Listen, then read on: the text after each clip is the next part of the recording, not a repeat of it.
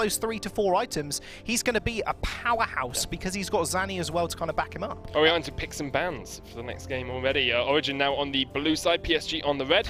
Twitch banned out and the Gragas banned by PSG, the LeBlanc as well from Origin. LeBlanc getting banned out there, that's no surprise. Has seen a frequent of bans across every region thus far. I believe it very rarely got through in the EU LCS. I think it's been banned 17 times, only been picked up in 5 of those games. Gragas again, looks like they are trying to limit that jungle champion pool. Gragas and Zach getting banned away. Yeah. I mean, I think there's argument here actually to ban away Ivan. You know, you've taken 2 bans away from the jungler already, but, you know, taking that one off the board, Zanny, like I said, 16% kill contribution to his team.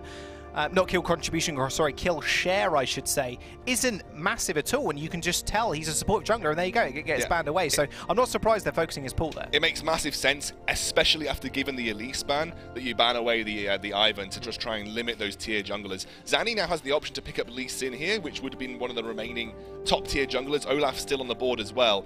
But I think the Xayah and the Thresh make more sense to me. Yeah, we haven't actually seen Thresh at all. Like, he hasn't been banned and he hasn't been picked by a lot of these teams, but he's kind of first pick in LCS. I believe he was banned in both first 2 series against Kasing. Oh, he was, yeah. Yeah, so by Schalke. My bad. But yeah, we haven't seen it at all between these 2 teams. Yeah, absolutely. Got all the way through. Xayah is the pick, and now we have a few options here for Paris Saint-Germain. Galio available, Thresh available, Kha'Zix, Graves, Lee Sin. There's a few champions still muddling around in that pool. I wouldn't be too surprised to see Karay pick up Lee Sin. I also wouldn't be surprised to see a Thresh actually get picked up now. But again, they are going to focus on, like I said, Galio locked in here for what you imagine to be White Knight, but we know it can be flexed to mid. We've seen it, the only time we've seen it thus far has been in mid for Kadril, and Blank coming from the region which has been basically Galio mid dominated over the last few weeks. Could see Blank take that into haven't actually played it in top lane in Korea. No, they haven't thus far. They've only played it in mid. So yeah, like you said, Blank, I'm not sure if he's actually spent much time in Korea over the last couple of months playing in solo queue, but you can kind of imagine that's going to go towards him, and we do get the fantastic duo of the Rakan now in that bottom lane for Illusionist. I mean, that was a no-brainer pick, in all honesty, for him. Just the ability to disengage and engage. I mean, he did an absolutely fantastic job in the last game. Kassadin being picked up, and you've got to think here, Thresh is going to be a big priority pick for PSG. The pick potential in lane is absolutely massive against Illusionist, but again, the mobility in the lane is going to be there as well. It's quite hard to land hooks onto a Rakan because he can always just Grand Entrance away or Battle Dance away. Kassadin for Scarlet is one of his signature champions. That, alongside Vlad and Cassiopeia, is what he loves.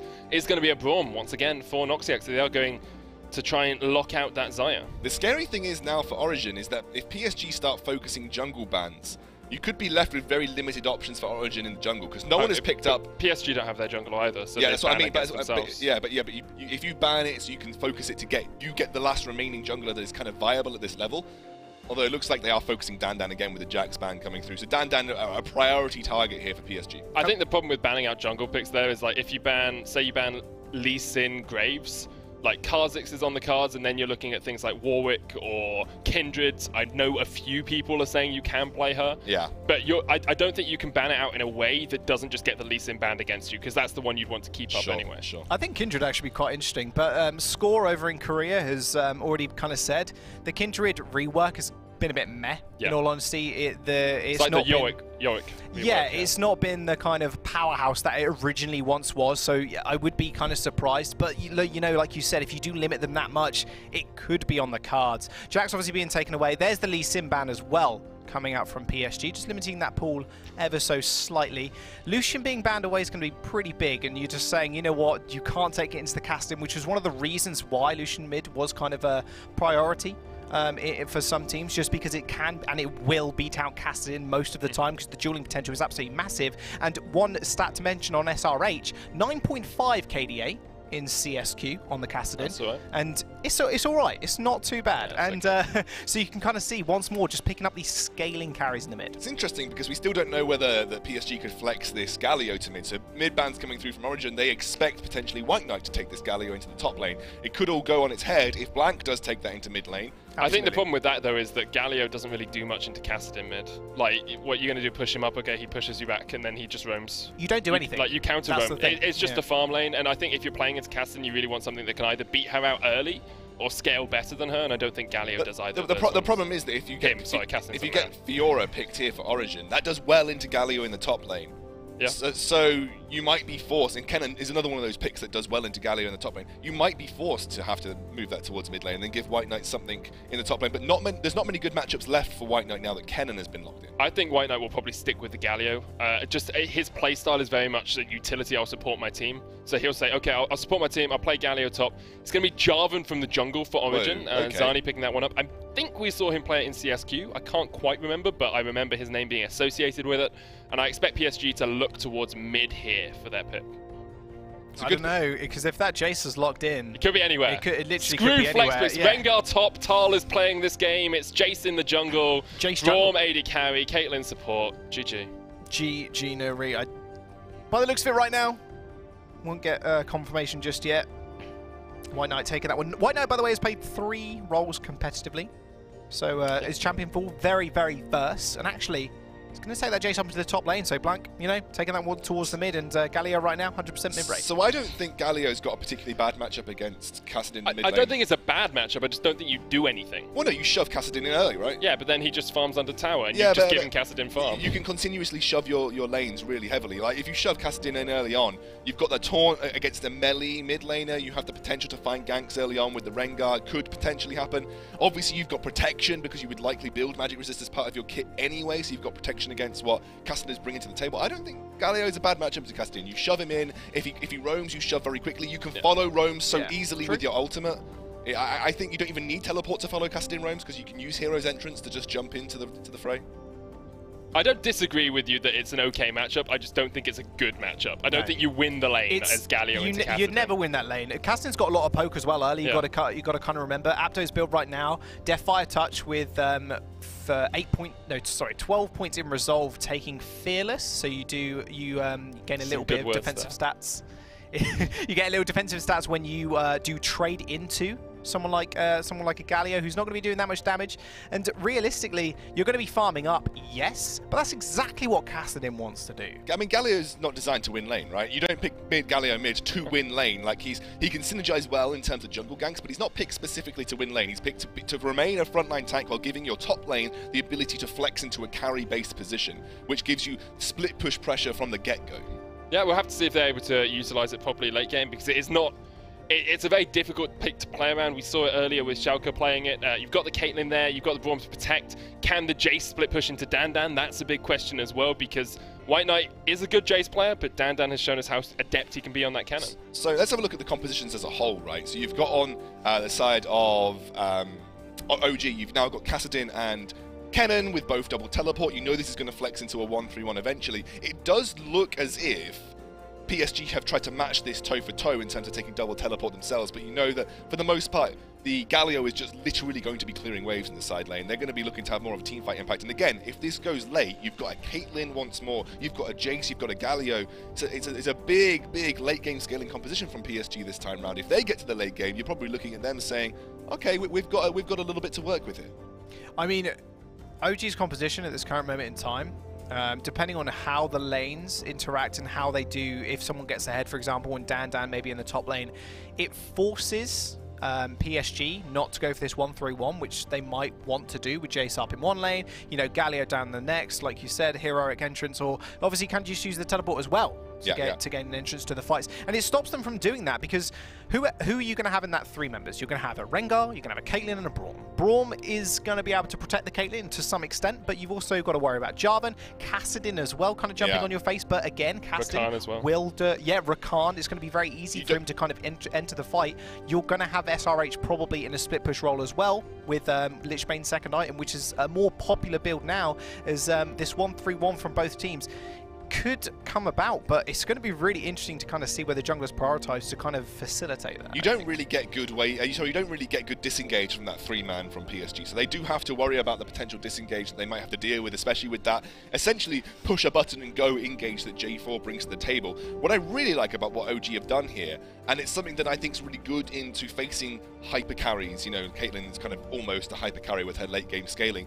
If Dan makes those moves to put a pressure on the Caitlyn, you actually have incredible follow-up of the Kassadin and Jarvan. That should be enough with the limited protection that you have from PSG to deal with the Caitlyn in the late game. All it is going to take is one EQ combo and Cataclysm, followed up by Kennen and Kastin diving with that sort of trio assassin-y type composition to deal with Caitlyn, and then suddenly you've got Rakan and Xayah, who can essentially keep themselves safe. You know, Xayah is one of the safest AD carries because of that ability to make herself invulnerable and dodge things for that 1 second during her ultimate. And obviously we know what Rakan can do. He can stall teamfights, he can stall members with the charm and the knockups. So I actually think this OG composition is very well kitted to deal with the Caitlyn in the late game. So even if it gets to late game for PSG, you've got this Caitlyn who is very easily focused and very easily hunted down by that trio of Dan, J4 and Kastin.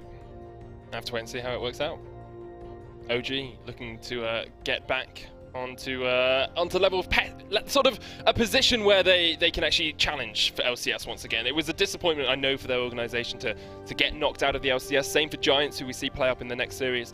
And on the other side, you've got PSG, who just look like a team that has always been on the cusp, but their 1 year plan to get to LCS hasn't really been fulfilled yet, and it doesn't look like it's going to be fulfilled this split. Well, not from their first performance.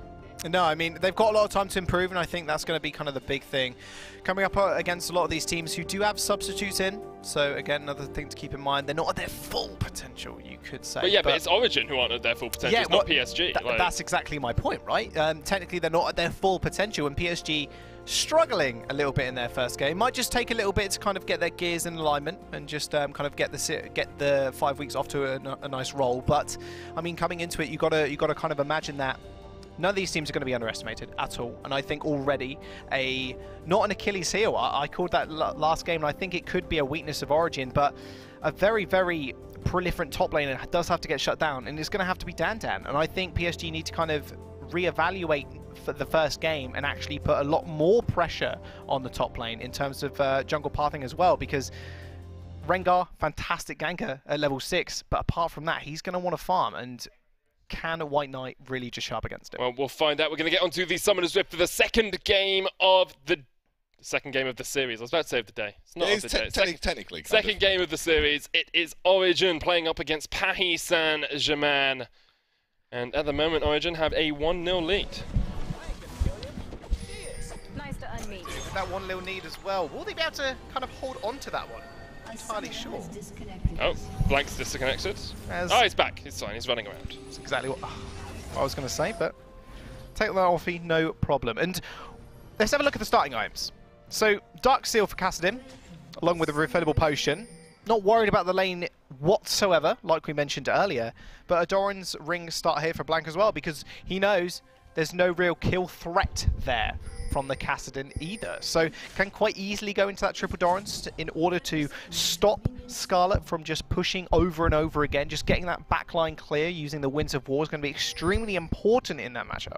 And of course, this is the patch where Doran's ring is still very powerful. No longer unique passive on that mana regeneration. It will be interesting to see how 7-12 actually affects competitive play with a lot of changes. With the locket changes, Zeke's Convergence is now an item, Redemption changes. I'm intrigued to see if build paths switch up a little bit. Cooldown reduction on Knights of Hour as well, build path changed. So many different things happening in the middle of a season. There's actually a lot bigger a series of changes than I think some people are giving it credit for, but perhaps it won't change anything. Perhaps we'll just continue to see the same items being bought by everyone. I mean, the cooldown reduction on Knights of Hour is kind of interesting, because a lot of these teams are actually kind of favouring it now. Just being able to protect their carries. Well, it's just before it's changed as well. Exactly, yeah. That's what I'm saying. I mean, it'll be kind of cool to see it prioritised a little bit more. I know it's been kind of questioned whether it's actually a good item or not, but, you know, coming up with a hard carry, that is a Caitlyn or a Xayah. Oh, hang on a second. This is the thing with having a Xayah Rakan lane. The Deadly Plumage is actually really strong, because you get the extra auto attacks coming out from both Illusionist and from Neon. And as much as I like the idea of having a Caitlyn hyper carry late game, I think they might struggle in this lane a little bit. Illusionist has gone for the Ignite as well, so they are looking for kill threat down towards the bottom side. Oh, nice taunt onto Scarlet. Winds of War still fairly good, you could say. Zani's just like, hey, you right, Blanc? Nice to see you, mate. I'll just go on my way. See ya. Flag and drag straight over the wall. Already started taking quite a bit of a beating. Those refillable potions don't heal as much as a biscuit or just a normal potion, but the Dark Seal will kind of make up for that. And free potions as well, the kind of economy build will save you a little bit of gold in the long run as well. I would actually like to see him go Corrupting Potion here, just for the extra trade damage onto Blanc, and just knowing how much damage he's actually going to take in trades like he's already doing. Kirei, though, he knows what's that a bit of Zani's jungle? Didn't start his red. Oh, that's smart play by Zani, but Kirei's still going to jump onto him. Zani trying to jump around, can't get away, no flash. As Kirei gets first blood. Yeah, no flash there. Kind of interesting, because you're kind of thinking, hang on a minute, why not just blow the flash at that current moment in time? It's to set out for a gank maybe later on into the game. I mean, you're thinking maybe he only ganks when he's level 6 on the Jarvan to get the Cataclysm off, but a flash flag and drag can be as equally as deadly, especially when you've got maybe a stun from Dan. Obviously, you've got Illusionist there as well. So blowing that flash and giving up first blood, you could say is kind of bad from Zani. But, you know, looking ahead into the game, it could actually net him at least maybe another kill in a lane. Getting triple buffed isn't the best of things for him, though. Nadia's going to jump away. If it still takes a Gleaming Quill to the face. Illusionist just trading onto Caitlyn pretty well in that bottom lane, but PSG, 700 gold lead for them early on. As Blanc continually pushes Scarlet back in this okay lane for the Galio. Well, Zani being interrupted there as well by the ward from White Knight over the wall. So again, they know where he is. Oh, it reset as well, and he's smited. He's so delayed in his jungle pathing now. Oh man, that's the walk of shame right there as you see it reset. Delayed in his jungle pathing. You aren't wrong, and we saw Kirei last game almost equaling CS on some of his laners just because taking and stealing the Krugs away from Zani just netted him a fair bit of gold. And now you can see Kirei, he's going to want to prioritize his top lane, like I said, with Dan and White Knight in a very volatile lane matchup. Whichever one gets ahead early, it will spell doom for the other laner. Looks like Scarlet is going to back away from that mid lane, use the teleport to get back in. Illusionist jumps forward once again. Can't quite connect up towards the top side. A Battle Dance range is absolutely incredible when used on Azaya. It's so massive. So he can go for those he can go for those small engages. You saw him last game with a Caitlyn, still just going for them, looking for those double knockups. And now you can see Noxiac just spreading himself out, just making sure he can spread down to the bottom side so they don't get double knocked up. You know, that was Courage of the Colossus as well being procced from Illusionist will just gain him an extra durability when he's trying to go in for these trades. So doing a good job so far. PSG do need to get that brush control though. That's something that is very, very key in coming into Azaya, just because of the way her feathers can interact with you, and just being able to position around the feathers is also very important. You don't want to get funneled in, is what I'm trying to say. The level 6 from Neon and Illusionist is absolutely deadly if you can use it properly. Nardius does have the 90 caliber net to try and jump away from the grand entrance if he can, but if you're charmed up straight away and then Featherstorm comes down, Blade Caller just roots you out and you're stuck and CC'd for a long, long time.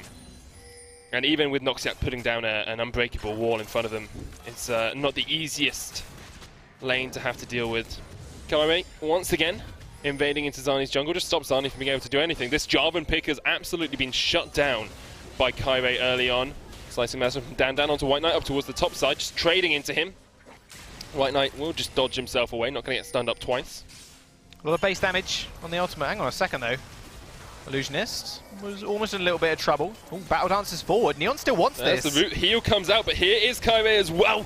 Illusionist does not get stunned up by the trap, wasn't rooted in place. Nardius just places it slightly off towards the side. And he is able to get away with the flash. Yeah, Illusionist blowing the flash there, as well as Neon blowing the heal. It's two massive summoner spells. You can imagine that Illusionist is going to play a little bit more safely now. Even though he did have that ignite, and the heal was blown on Nardius. So, again, not the biggest trade here for Origin. Although Nardius... Getting knocked up. Ignite comes out as well. Flash. Neon's going to flash forward, looking for the Blade Caller. Can't quite get the root. One more auto from Illusionist. It's all it would take. It. Doesn't quite use it in time. Oh boy, that was very central from your voice as well. But that was very, very close to Illusionist. It's alright, mate. No worries. I'm used to it. It's because it's a lover's bot lane. Yeah, you're going to use that narrative. Yeah. Alright, that's fair enough. It's a good narrative, I think. I think it's a good narrative. Illusionist trading onto Noxiac here. The recall. Yeah, Neon's going to start the recall. This is quite interesting, actually. I spoke to a few AD carries about the kind of the joint recall And it can be very hard to kind of get both of them on the same team, just going by the drafts that we've had thus far throughout the Challenger Series. But it's kind of one thing to kind of keep in mind, that Illusionist particularly can spam recall in a brush and just keep cancelling it around the 6-second mark just before he actually goes back, and then you can instantly get it back from Neon. He just continues on farming. You know, if he's pushing up that one more wave that can be quite deadly sometimes, it can be very easy for us to just jump straight back, instant recall, see you later. It's a very, very unique interaction that I think people don't really make a whole lot of use of, and I don't think it's got a lot of use, but it's still there, and it still can be quite good if you can pull it off. Interesting story for you. The first time I ever played that Xayah Rakan bot lane, I was Rakan, support main. Okay. Didn't know how to use the recall system. So Xayah was recalling, had like 1 second left. I'd gone in for a trade, was like, okay, I'll jump back to her. And just like right-clicking on her as much as I could. And obviously you have to press B because you're meant to recall, but I didn't realize that. So she backed, and I just question mark pinged her and was like, what's going on? It's like, you have to press B, you idiot. I'm like, oh, all right, good time. You stood there like an absolute lemon. Like a lemon. It's like, why aren't you sending me back? Yeah, exactly. Please. Well, at the moment, PSG might have a bitter taste in their mouth, a little bit like a lemon, because they lost out that first game. Now, looking to come back in this second one. Kaire's done a great job of shutting down Zani early on, and we see double Dark Seal here from Blanc, not going for that triple Dorans that we expected. Ooh, nice little dodge out there from Scarlet. Yeah, not triple Dorans, but still being able to clear that back wave is exactly what he's going to be able to do.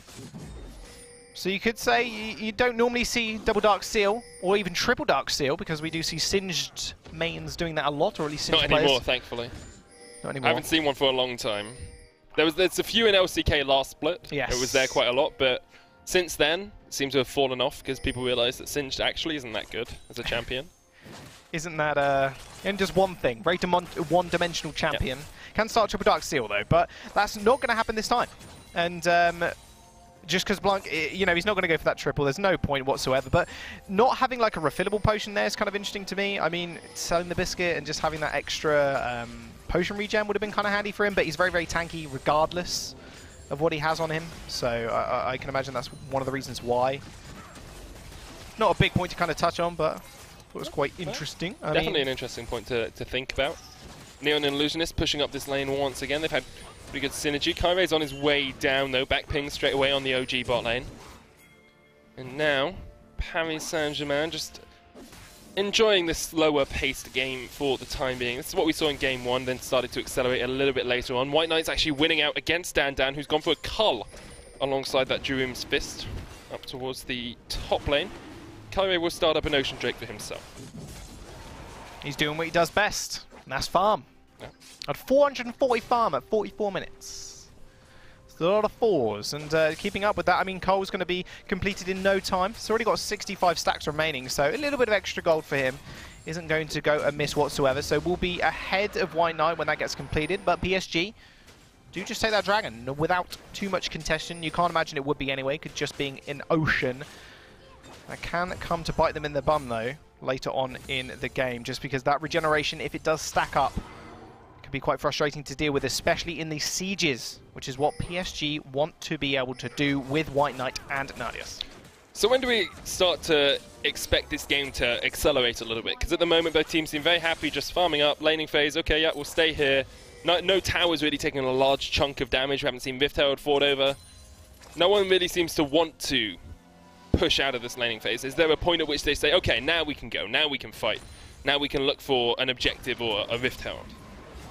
I think what's kind of interesting in the fact that OG, again, kind of drafting more scaling in the form of Scarlet taking the Kassadin and Dan obviously on that scaling Kennen.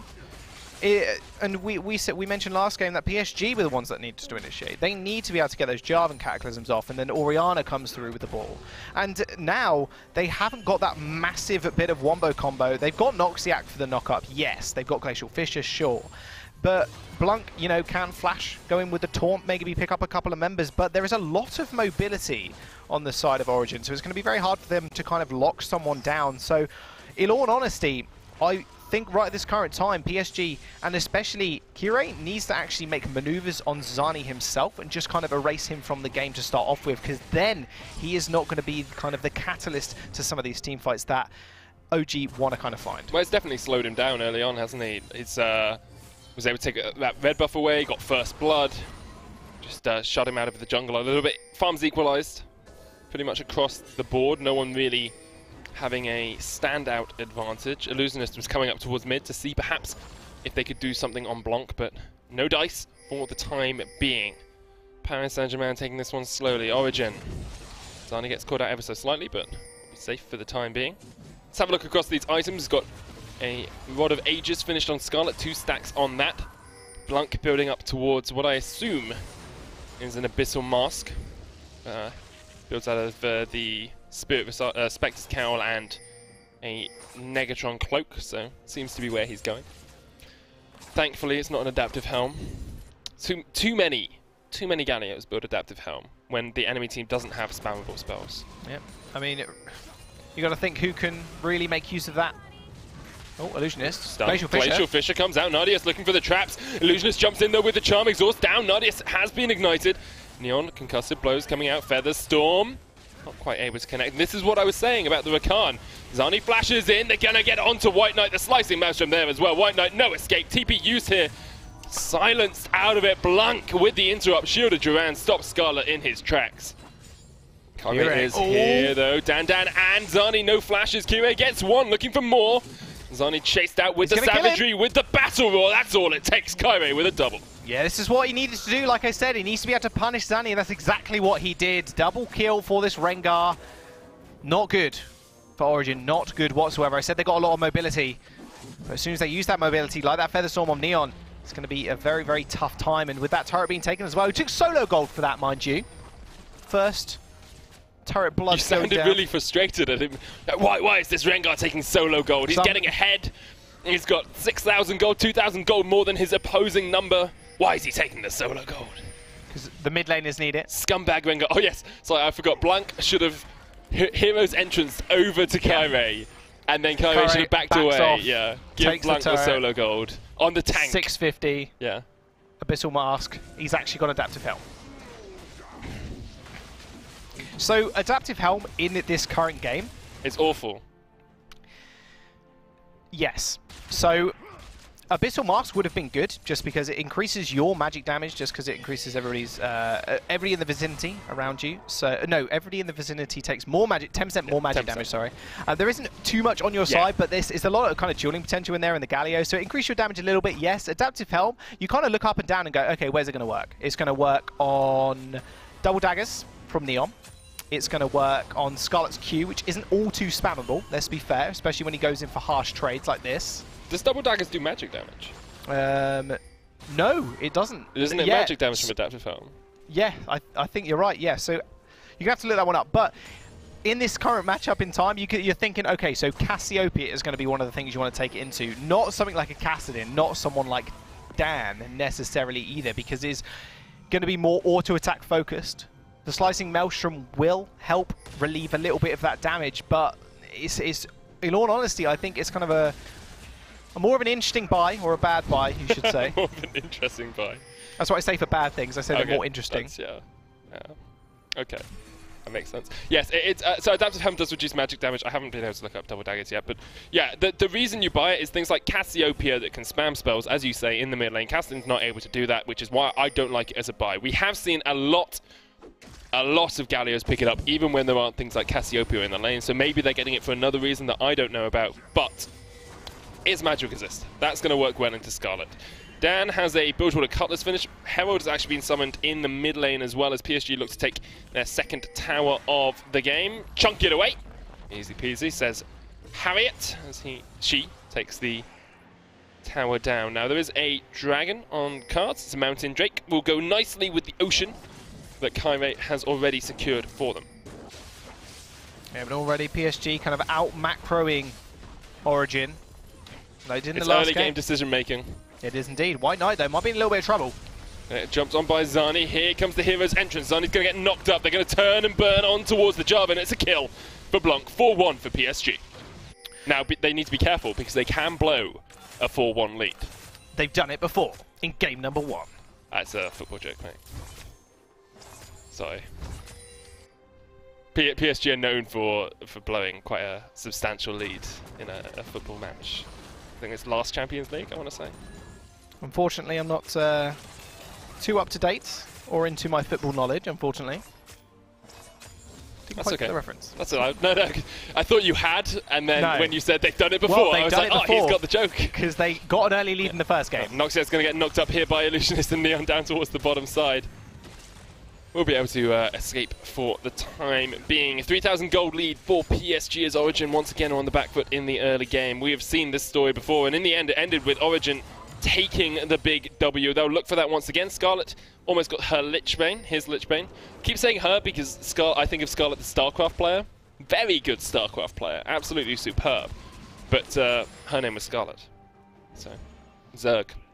I was a Protoss main myself. You ever play StarCraft? I do love a bit of StarCraft. What did you main? Protoss. I do like I like flip between the two, Protoss and Marines. Terran. Terran, yeah. I'm not very good at StarCraft at all. No, nor am I. I got to like Platinum. Oh really? I didn't even play ranked. I just like the campaigns. They were really fun. Yeah, they were. The latest one not so great, but the ones before that were really good.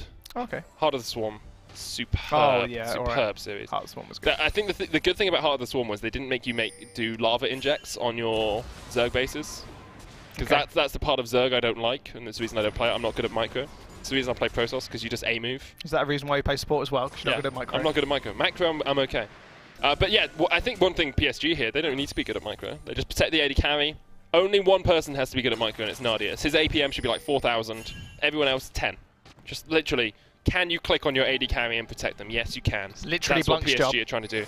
Kyrie, so far ahead that he can assassinate a backline, and he can be the one that makes people burn stuff. So you burn the Featherstorm, you burn Dan Slicing Maelstrom. They're going to look for White Knight once again. This hasn't worked out too well for them in the past, and Blank actually on his way up here to see perhaps if he can get in range of the hero's entrance. Scarlet trades in onto him. White Knight's still there, up towards the top side. Let's have a look at that as the dive continues. Dan and Zani will just back away for the time being. OG are like, PSG are like, okay, you take these fights in the top lane. You try and force White Knight away. You try and force him out underneath his turret. That's fine, because we'll just take turrets in your other lanes. All tier 1 turrets are now down for Origin. PSG with with a cleaner macro game than we saw them in game number 1. That's going to be a Mountain Drake over to them as well. Fairly easy take. I mean, they just took tier 1 in the bottom lane. Nadius rotates up with key raid. Not a problem. We'll just take that without too much of an issue, and no intervention either, because they know Zani's top. They know Dan was in a scuffle with White Knight as well.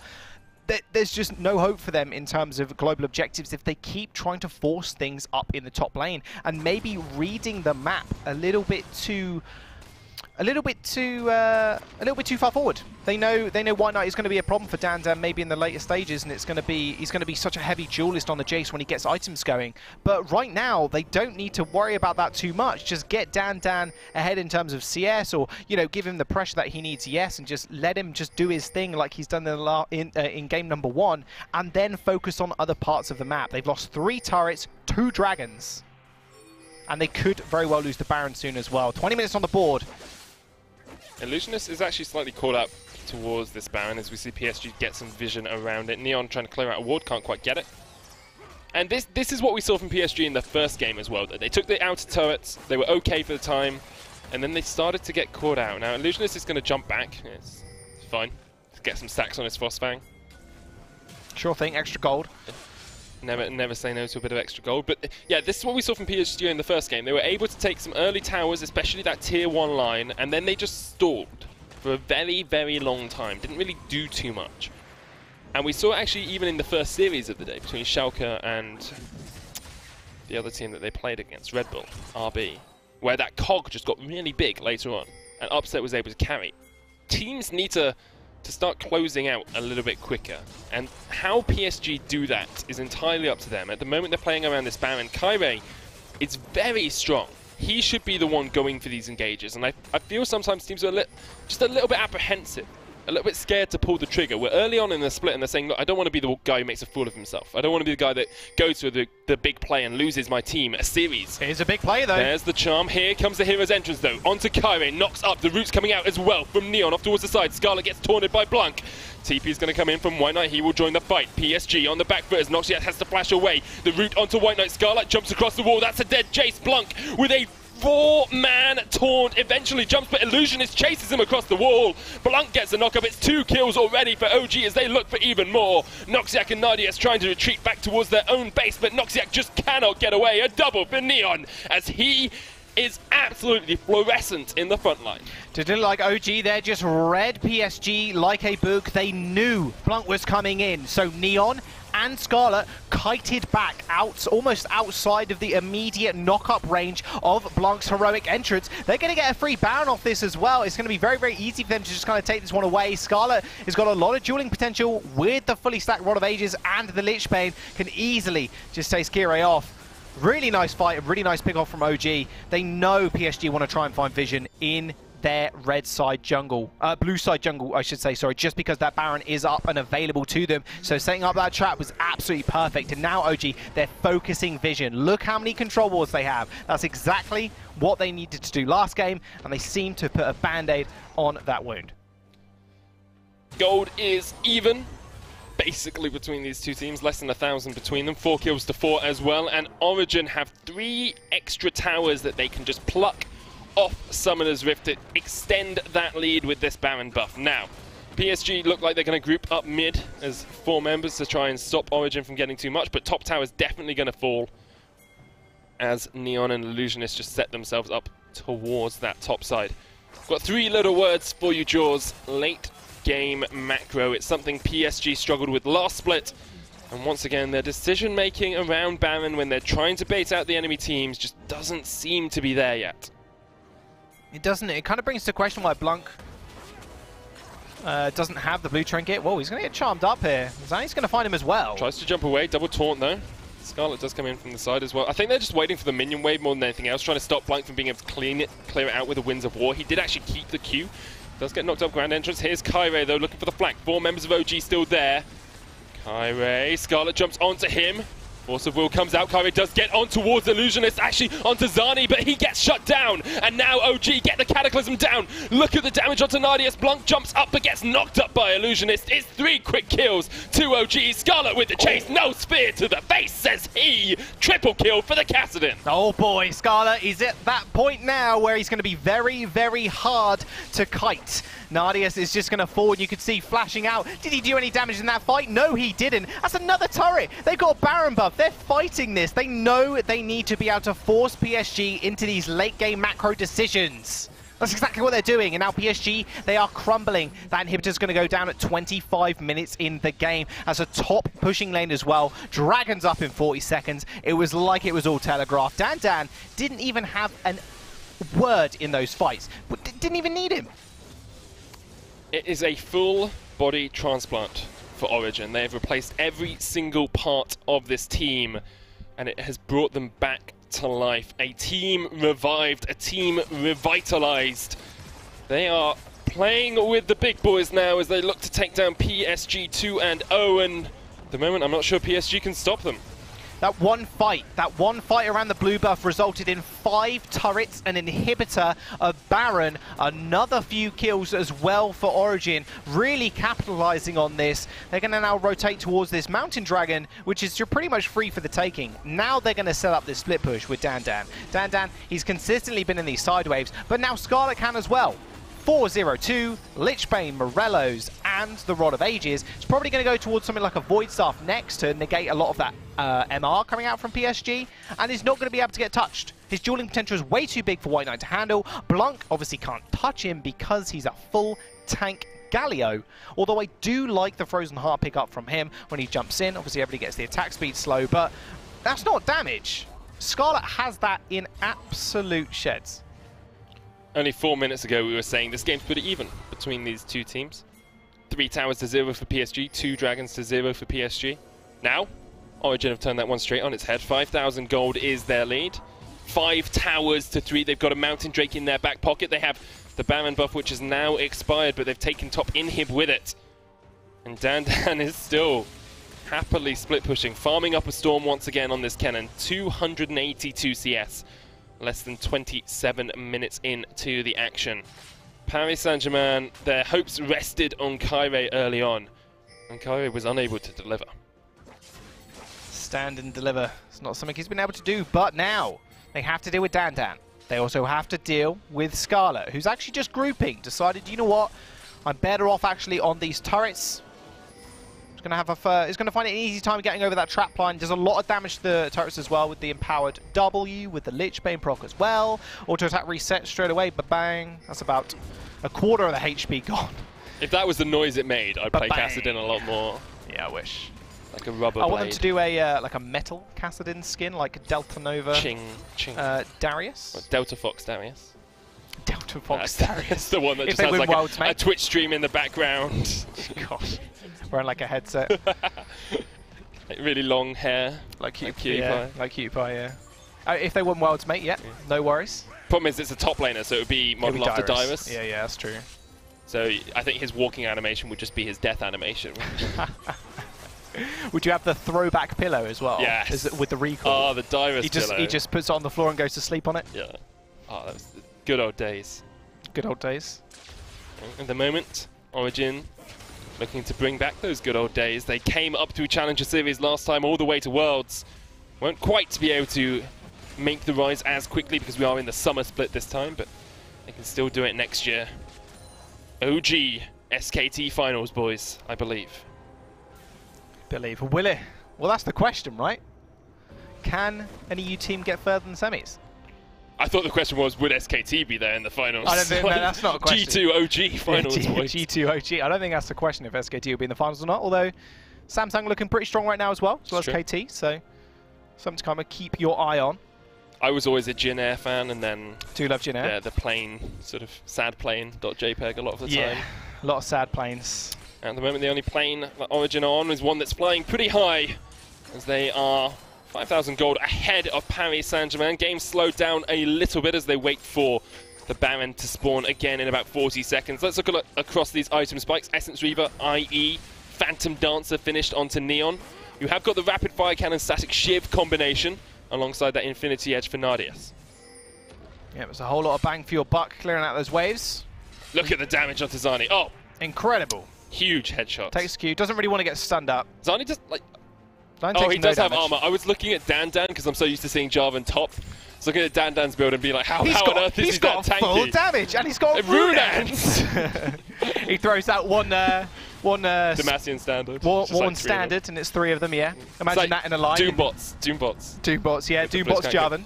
Kairei's going to jump onto Neon. Neon puts the Featherstorm down. Here comes the hero's entrance. Keeps Kairei alive for the time being. Neon Redemption used. Scarlet's going to get some damage onto Nardius. Chucks him out. Dan's fighting off towards White Knight on the side. Dan will escape from the fray. It's a lot used by PSG. 2 ultimates burnt, but Illusionist and Neon had to use theirs to defend. No summoners, though, from either side. I mean, the big thing now for PSG is can they hold this tier 2 turret in the mid lane? Top lane inhibitors respawned as well, and actually Scarlet's just straight on his way there. You can do that as Kassadin. Look at this damage. Lich Bane just doing so much work. Oh. There's no way they can stand against it either because they got Mountain Drake too. They are bringing 4 members up straight away. Scarlet's actually going to get it, but Illusionist here as well. The knock-up from him. Illusionist has been on point every single time with this Rakan. Superb play by him once again. I don't think Scarlet even needed to flash there, but just because Illusionist came in. But it doesn't matter regardless, because he managed to get out, take an inhibitor. They got a pushing lane in the top lane now, and now White Knight is like just kind of crippled underneath this turret as Dan just consistently pushes him in. 30 CS lead, 335 at 30 minutes. This guy is well above, or well, I wouldn't say well above, just above the 10 CS a minute mark. I think if you have an extra 30 CS, that's a 10th. I'd give him well above. Well above, yeah. It's 11 CS a minute. Yeah, absolutely. Across the 2 games as well. Just what a standout performer. Dominant. Chunking this turret down. It's only 1 or 2 auto attacks, but remember an AD cannon does do a fair bit of work. White Knight now just getting chunked out. And I mean, the mortal reminder from him is going to be pretty big to stop a lot of the healing coming through from Illusionist. But I think I would have rather actually seen a Lord Dominic's Regard there just to chunk through Zani. Yeah, especially since we saw Nardius does nothing to Zani. Yeah. And you don't have an AP threat. Like, you've got Galio, who's now building up towards what appears to be a Leandries, which is something I really haven't seen that often on a Galio. But yeah, just no real threat in terms of magic damage. This game all comes back to that team fight as well. Like, it was PSG on the offensive, pushing into the blue side jungle of Origin, and they just got caught out. And from there, Origin have been able to play so well with what was a very small lead at the time. They extended it to 5,000 and they played around that really well. It's encouraging to see from them, because I was worried when they came up to the Challenger Series, when Wind and Rain won, that they wouldn't be able to adapt to the higher level of play in CS. But they've really done a good job of playing strategically and not overstepping their bounds. I mean, one big stat you gotta kind of bring out when you're talking about stepping up to the mark of Challenger Series is kill participation. You'll see a lot of these teams that are very versed at playing in like LCK, LCS, just all of these big leagues, their kill participation is bordering on 70, 80% from the junglers. OG, when they were Wind and Rain back in CSQ, Zanny was the highest kill participation on their team, 68%, but we gotta fight. Knock up onto Cairo. Here comes the hero's entrance. That's going to re-jump them all back up, but now Blunk's in the midst of all of OG. Nadia's trying to do what he can from the side. The taunt comes out. Blunk's still very tanky, but Zani is the one taking all the damage. Down with the flank. Gets onto Noxiac. That's another kill for OG. Blunk's going to fall. 3 kills, 4 kills. What more can they ask for? Maybe an ace. They're not going to get it. OG looking for the win. They're going to push up top. They're going to just finish the game here, I think, Medic. OG just coming up massive against PSG. It's a 2-0 that I thought would at least go 1-1 after that first game. White Knight's going to get jumped on here. White Knight, he does get the kill onto Illusionist, has to flash away. Scarlet's going to chase him out though. That's a very dead White Knight. A knight in shining armor he may have been, but he was unable to save PSG today. It's a team revived as Origin rise from the ashes to beat PSG 2-0. What an absolutely fantastic game from play from Origin. You said it perfectly there.